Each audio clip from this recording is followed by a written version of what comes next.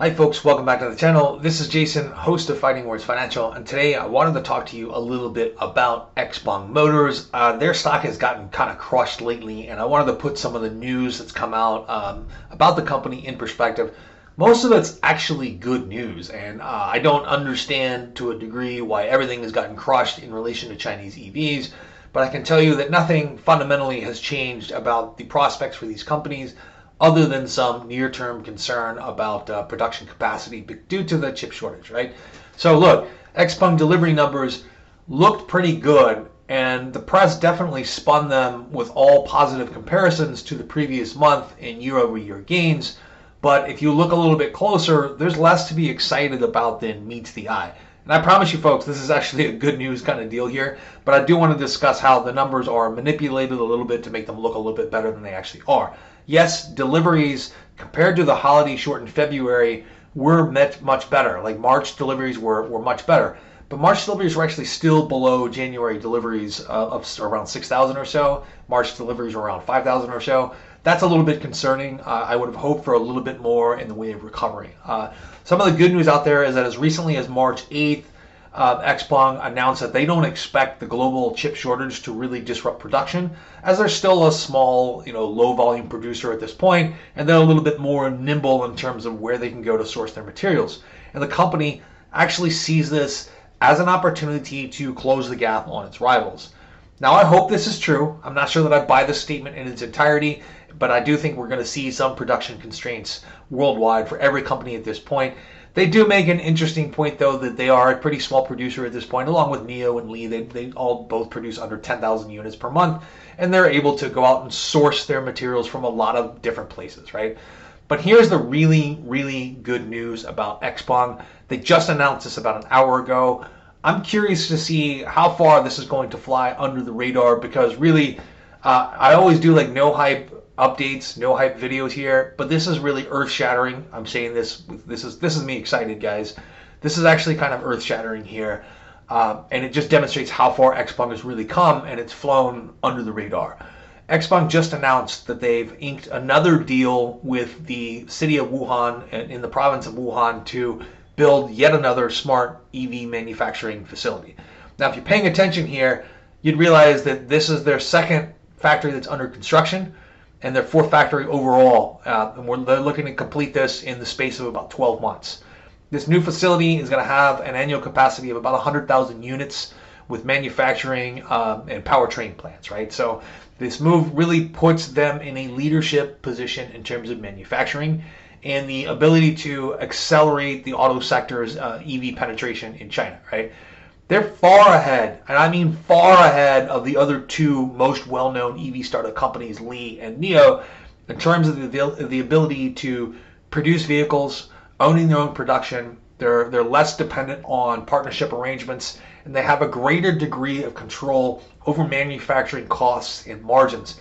And this is actually reflected already in the numbers by Xpeng. They achieved positive gross margin of 4.6% for the full year of 2020, which is really great considering that it was something like negative 24% in 2019.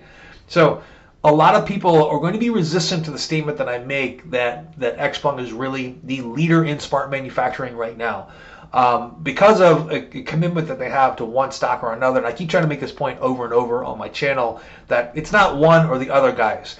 Li, NIO, and Xpeng, they're all going to be successful. The question is how much market share do they grab? The company in China that has the most market share right now is actually VW. They have 14% of the overall market, not just EV market, but the overall market in all of China.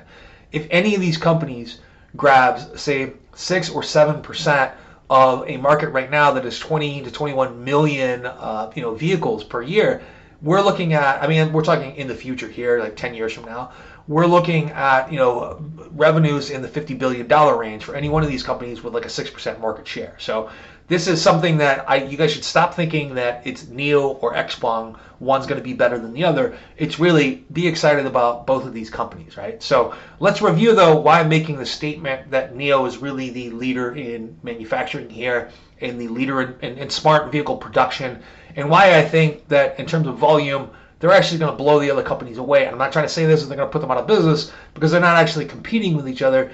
What I'm saying is that they're going to be very, very impressive here in the future. So like NIO, Xpeng started off with a partnership production agreement with Haima, I think it was called Haima Motors, and that was their first factory, and it produced their Model G3, their small SUV, and they very quickly decided that they were going to own their own factory, and they started building one right away. So 2017 that's when they outsourced that to Haima. By June of 2020, Xpeng began production at their first self-built, wholly owned factory that was built over a period of 15 months in a province called Zhaoqing, and this factory has a capacity of about 100,000 units.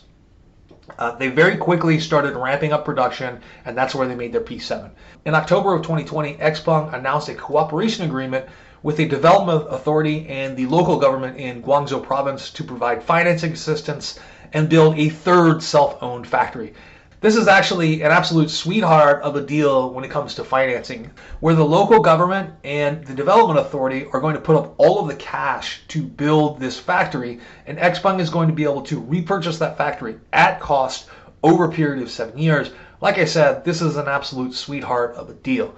And now they just announced, an hour ago that they've inked this fourth deal to build yet another factory, this time again with the cooperation of a local development authority and a local government, but in Wuhan province. The company what they've done here is very, very smart. If you know anything about the auto industry in China, you might have heard that the national government basically arranged the auto industry with something like 10 or 11 manufacturing hubs located in these major cities all across the country. And they have these centers of auto production and distribution, right? Xpeng has very intelligently diversified its geographic distribution and its geographic risk to a degree. It's diversified its supply line and its distribution. And hopefully it's reduced the risk that some sort of localized disaster like an earthquake could disrupt its production entirely. And at the same time, it's really put itself in the pole position as a leader in intelligent manufacturing. In terms of manufacturing prowess, autonomous driving, and the ability to manage capital and cash flow, and folks, managing capital and cash flow is extremely important, and this is where NIO really tripped up and fell in 2019, and it's taken a long time for them to recover. But Xpeng has handled this exceptionally well, and they've turned that ability to manage capital and cash flow into factories, which is amazing. And they're pretty quietly at this point leading the pack in terms of their ability to manufacture vehicles. The only thing that Xpeng really needs to do now in order to really impress is to improve those delivery numbers. And they are, of course, working on that. Based on what they said in the paperwork that they filed in their last secondary offering, a large chunk of that $1.2 or $1.3 billion that was raised is going towards building out their sales network, which I find that very encouraging. Now, speaking of raising capital here, I think that, especially after Li Auto did the same, it's a pretty safe bet to assume that a sale of convertible bonds for both Xpeng and NIO is probably coming down the road. It's probably going to result in a little bit of mild panic and possibly another buying opportunity for both of those stocks. Now, I do hold a position in Xpeng, I hold one in NIO, and I hold a small position in Li. So, of course, I'm not really unbiased about any of these companies. But when it comes to Xpeng in particular and NIO, I'm actually really, really bullish for the long-term prospects for this company, Xpeng in particular. I still think that this company made a branding mistake with its name. Xpeng Motors just is not a name that's easily digested outside of its native culture like NIO or Li Motors is. But I fully expect to actually be outselling in China almost all native EV companies by mid-2022, with the possible exception of BYD. And if you don't know anything about BYD, I'll put a link to one of my videos in the description below. So I see this company also achieving sustained profitability, not just a single quarter of profitability like Li Auto did recently, but I see them achieving sustained profitability in a much shorter time frame than Tesla did, possibly by 2024. Mostly this is because Tesla showed them how to do this. Tesla blazed the path, and they're following that Tesla playbook almost exactly now. Anyway, folks, these are just my quick thoughts on Xpeng today. Kind of a no-hype update, even though I think that announcement of a fourth factory is pretty impressive and pretty exciting.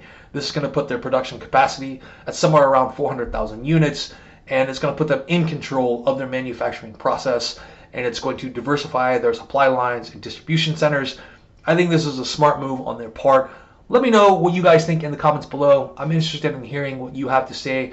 Like I said, my biggest doubt with them is their choice of branding. I think that could be worked on. Maybe I'm missing something here. Anyway, let me know what you guys think in the comments below, how wrong you think I am. Check out my Patreon if you get a chance. Don't forget to like and subscribe. Thank you very much.